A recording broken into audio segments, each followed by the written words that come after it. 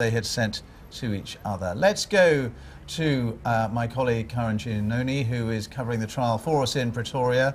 Karin.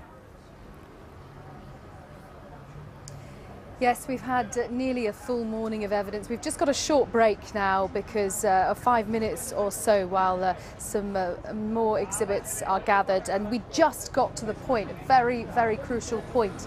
Oscar Pistorius being questioned about the events of the night he shot Reeva Steenkamp. He was just describing how he got into bed that night just before he went to sleep. So the court's paused at an absolutely crucial moment. We've had a wide range of questions by the defence counsel, Barry Roux. Of course, he's being gentle with the defendant. He is, of course, his witness, and we haven't had the tough questioning of cross-examination yet.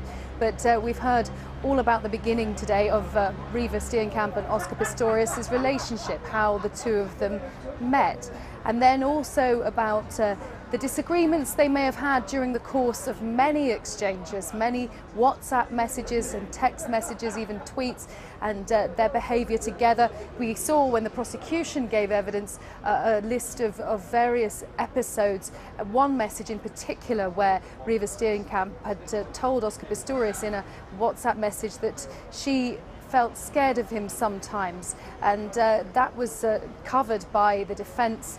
He talked about how they disagreed over her talking to another man at a party and not introducing Oscar Pistorius, how he had stormed off and how the two had had effectively a tiff and not made up until later with some more messages which the court was read, showing that affectionately they were talking to each other once again after a day or so.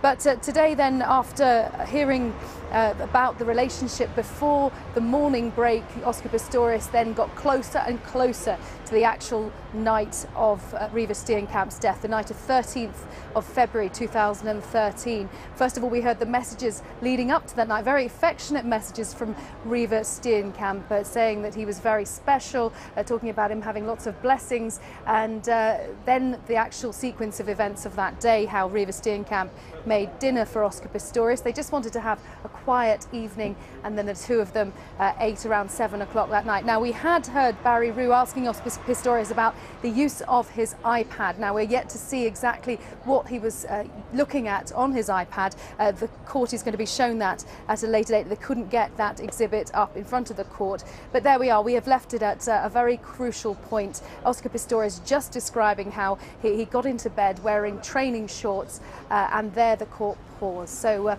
after the 5 minutes or so break, we expect to hear the then very crucial sequence of events, according to Oscar Pistorius, how it came to be that he shot Reeva Steenkamp dead several hours later, after describing getting into bed around 10 o'clock that night, several hours later with 4 bullets through his bathroom door. And Karin, just while we wait for the trial to resume in the next couple of minutes, I mean, what did you make of Oscar Pistorius' demeanour as he was giving evidence? He's repeatedly being asked to speak up, isn't he, and occasionally breaking down into tears.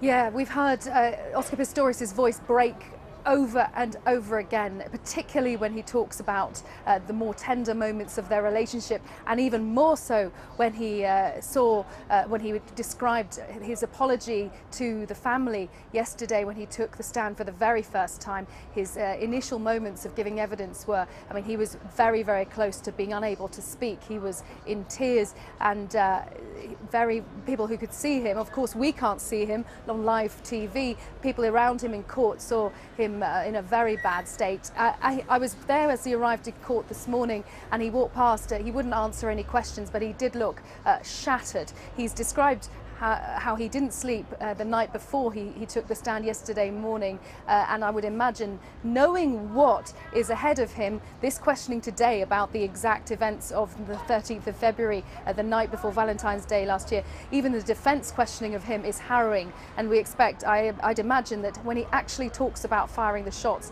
and then discovering that he'd actually killed his girlfriend, he is going to be even more distraught than we've seen him to date. Never mind when he is then again cross-examined. We don't know exactly when Hedy Nell, the fearsome state prosecutor, begins his cross-examination of Oscar Pistorius. But right now it is only the gentle, coaxing questions of his lead defence counsel, Barry Roux, and that has had a very big impact on Oscar Pistorius, as we've seen throughout this trial. This recounting of evidence verbally to the court in public, Oscar Pistorius looking extremely shaken all the way through. All right, Karin, thank you very much indeed. We'll be back with the trial in Pretoria once